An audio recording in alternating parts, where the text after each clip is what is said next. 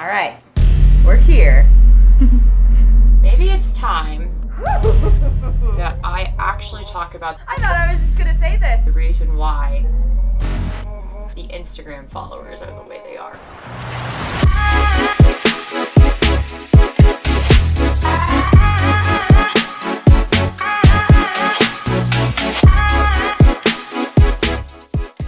Simply put, there was a time where I was young and ignorant and just starting out in my business where I thought that if I had a perception online, it would make people think that I was a lot better at what I was doing.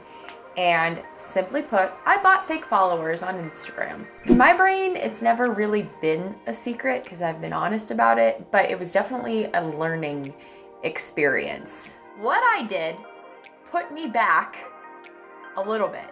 I could be so much further, except I'm not. I'm a little behind.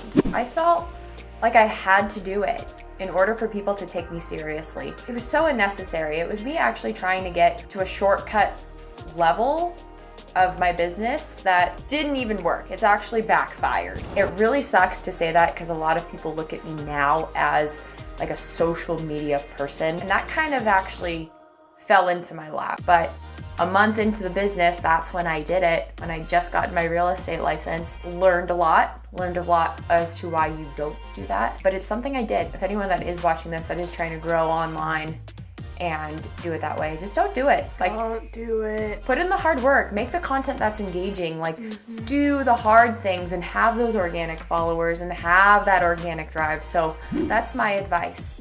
And the part that sucks the most is Real Estate with Tazz, the brand in general, has actually grown. It's now legit, but I don't like the fact that these last 2 years of it actually being it, 6 months of it wasn't. And I wish I could take it back. I didn't know better. I didn't know better at all. Instagram doesn't allow you to do certain things or have certain features unless you have a certain amount of followers, which I think is kind of stupid. But I can understand why she did it because she wanted the swipe up feature because it's actually It's helpful. convenient, especially now since we're doing the YouTube. When we post on Instagram, we also post on the story and say swipe up, and it takes you right to the YouTube, so you can directly see it on YouTube. You can subscribe. When we do IGTV, you can do the swipe up option.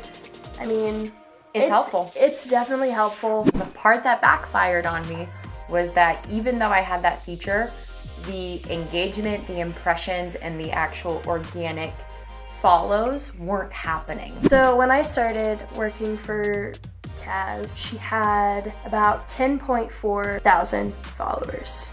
And at that point, when I first started, I think I already knew, but I kind of just ignored it. I didn't really know the downside of everything. And I actually, within like a couple weeks, I actually got up 100 followers.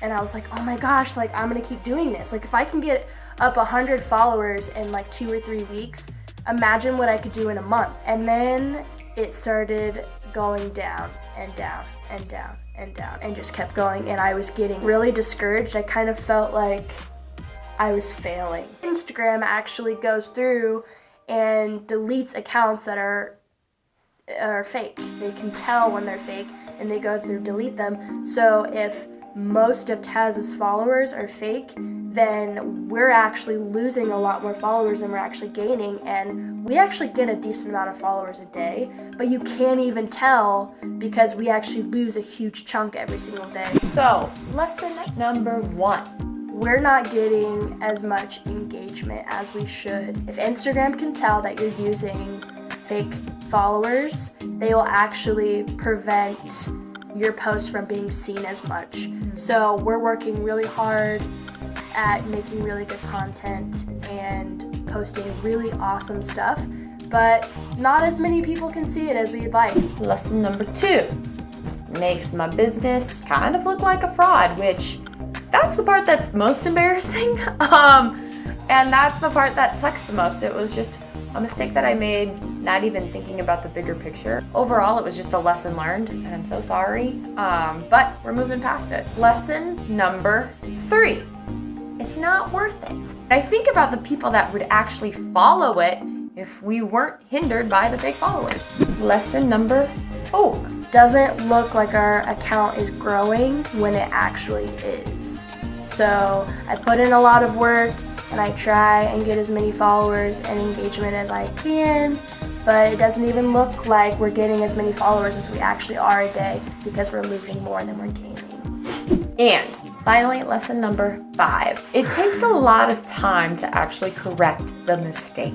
And It's gonna take forever. It's taking up our time. All of this valuable time that you could be doing something else, I could be doing something else. It is taking time. It took 5 seconds for them to just pop on my page, but now it is taking hours to get rid of them. It's not freaking worth it. So if you guys liked this week's episode, make sure to like and subscribe to my channel because new episodes are released every Thursday. So guys, I'm just Tazz and that's just it.